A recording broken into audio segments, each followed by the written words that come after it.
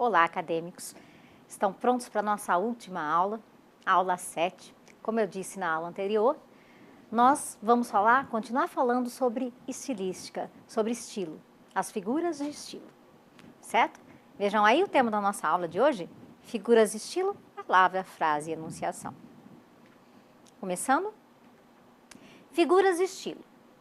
Como nós já dissemos na aula passada, estilo tem tudo a ver com estilística. Então, as figuras de estilo que nós conhecemos normalmente quando a gente faz o segundo ano do ensino médio, a gente conhece como figuras de palavras, figuras de linguagem mais comumente tratadas, né? Então, vejam, elas são figuras de estilo, na verdade. E vamos ver como é que elas funcionam. Também denominadas figuras de retórica, as figuras de estilo são consideradas estratégias linguísticas, isso é muito importante, presentes em produções literárias ou não, que o autor utiliza para alcançar um efeito determinado, buscando atingir entendimento por parte do leitor. Então, essa estratégia linguística serve para quê? A comunicação serve para quê? Não é para a persuasão do meu interlocutor? A persuasão daquele com quem eu quero falar, que eu quero que me entenda?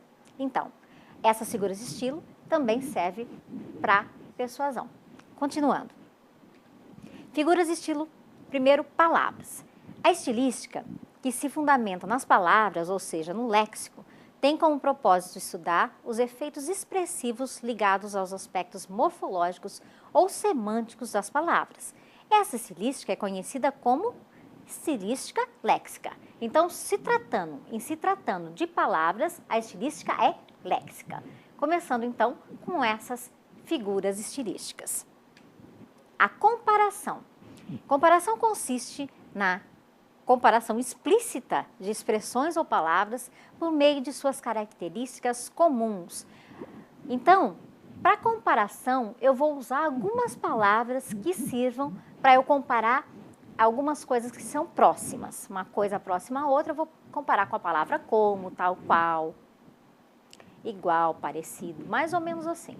Então, vejam aí um exemplo. Comparação. Consiste na comparação explícita entre expressões ou palavras por meio de suas características comuns. Vejam aí o exemplo. Meu coração tombou na vida, tal qual uma estrela ferida pela flecha de um caçador. Vejam só, a expressão tal qual faz uma comparação do coração com uma estrela ferida. Então, é uma comparação explícita, tem alguma coisa que faz a comparação do coração com a estrela, que são as palavras tal qual, a expressão tal qual. Continuando, então, a próxima é a metáfora, a mais importante das figuras de estilo, a metáfora. Consiste no emprego de uma palavra fora do seu sentido original próprio. Na maior parte das vezes, é como uma comparação implícita, uma comparação subentendida. Normalmente se entende metáfora como uma comparação abreviada, porque não está explícita, não tem nenhuma palavrinha, nenhuma conjunção ligando, comparando uma coisa com outra. Mas a gente entende que é feita essa comparação. São coisas próximas, então elas são comparadas dessa maneira com a metáfora, que é uma das figuras mais utilizadas no estilo, né, na estilística, na escrita ou na fala. Olha só o exemplo nessa música do Luiz Vieira. Você é isso, uma beleza imensa, toda recompensa de amor sem fim. Você é isso, uma nuvem calma no céu de minha alma, é ternura em mim. Vejam, não fala você é como isso, você é como aquilo. Né? Fala, você é isso, você é aquilo, e faz as comparações, e a gente entende que é feita essa comparação. Ok? Continuando, então, a metonímia também é uma figura muito utilizada, principalmente na literatura. Ocorre quando há substituição de um termo por outro, como o qual existe uma relação de significado. Vejam, então, o exemplo nessa música também. Senta-se, acomoda, à vontade, está em casa, toma um copo, dá um tempo que a tristeza vai passar. Vejam, ninguém vai tomar o copo, vai tomar o que tem dentro desse copo. Então, acredito que vocês lembrem que já aprenderam isso antes, né? Então, é o continente, que é o copo, pelo conteúdo, aquilo que está dentro. Às vezes, a gente usa o autor pela obra, muito comumente também.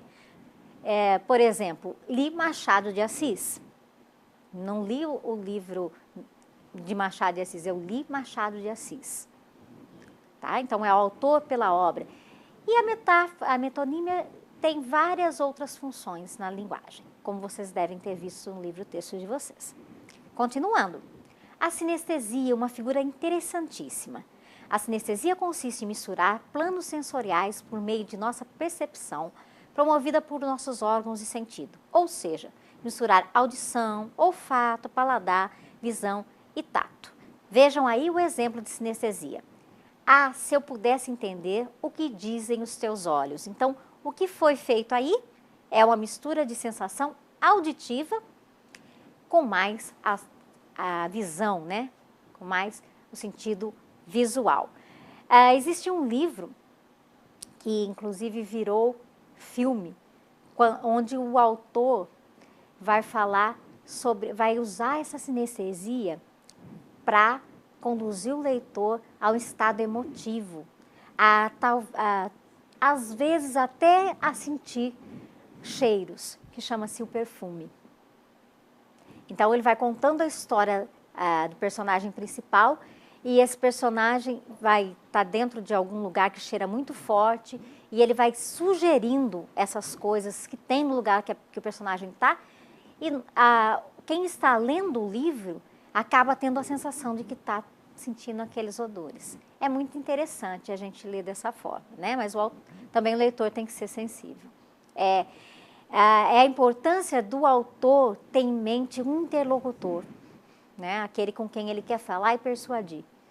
É mais importante para o autor que tem em mente aquele que vai sentir o que ele quer transmitir, nesse caso. Existem também muitos outros livros, inclusive Angústia, do Graciliano Ramos, muito interessante, muito sinestésico também.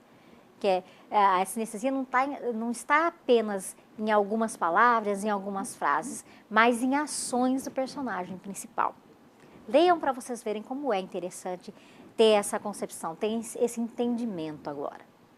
Você tendo entendimento do que é sinestesia, você vai poder entender o que o autor quis transmitir com maior clareza, certo? Continuando. Figuras de estilo agora de enunciação, né, do texto todo, que a gente tem que ler. Na figura de enunciação, nós temos que ler um texto todo para entendermos a ironia, por exemplo, para entendermos as figuras de estilo. Então, se a gente ler um quadrinho só, nós não vamos entender. Vejam aí os quadrinhos da Mafalda. Vamos ver, Manolito, uma palavra que começa com P. Aí a Mafalda já está pensando, né? Vai ver que ele vai falar aquele palavrão. Aí o Manolito fala política. Ele falou mesmo. Vejam só a cara de irônica dela. Então, a ironia é uma figura de estilo que não é entendida assim imediatamente. Você tem que ler. Lendo o último quadrinho, você não vai entender tudo. Tem que ler todos os quadrinhos para chegar à conclusão que a nossa personagem chegou. Tá bom? Continuando. A hipérbole, que é o exagero, né? Te perdoo por fazerem 1000 perguntas que em vidas que andam juntas ninguém faz. 1000 perguntas, exagero, né? A antítese. A antítese é uma figura de estilo que tem como finalidade aproximar antônimos, ou seja, expor ideias opostas. Antíteses, ideias opostas. Vejam aí, antítese. Ou se tem chuva e não tem sol, ou se tem sol e não tem chuva. Quem sobe nos ares não fica no chão. Quem fica no chão não sobe nos ares. Esses são versos do poema Ou Isso ou Aquilo, de Cecília Meirelles. Isso e aquilo também são oposições, né? Então, também é antítese. Continuando. A prosopopeia, uma figura interessantíssima que nós temos uma recorrência grande também, e principalmente nas fábulas infantis. Eu peguei o exemplo de uma fábula para vocês terem a noção exata do que é a prosopopeia. Vejam aí. Aí é o que a gente tem que comentar sobre o significado, que também é conhecida como personificação. Essa figura de estilo consiste em atribuir características humanas aos seres inanimados ou aos animais, como nos exemplos expostos, que eu vou expor agora, né? No exemplo exposto. Estava o cordeirinho bebendo água quando viu refletida no rio a sombra do lobo. Estremeceu ao mesmo tempo que ouvia a voz cavernosa. Vais pagar com a vida o teu miserável crime. Que crime? Perguntou o cordeirinho, tentando ganhar tempo, pois já sabia que com o lobo não adianta argumentar. Vejam, então aí é um diálogo, é uma fábula, das fábulas fabulosas do Milor Fernandes, que é o cordeirinho e a raposa, e fala, aí quem fala, o cordeirinho e a raposa. Então, dada a voz aos animais. E essa fábula, se vocês tiverem oportunidade de ler, é bom que tem disponível na internet também, tem várias fábulas do Milor Fernandes que não são iguais às fábulas comuns. Elas têm uma outra moral, e aliás são muito engraçadas, certo?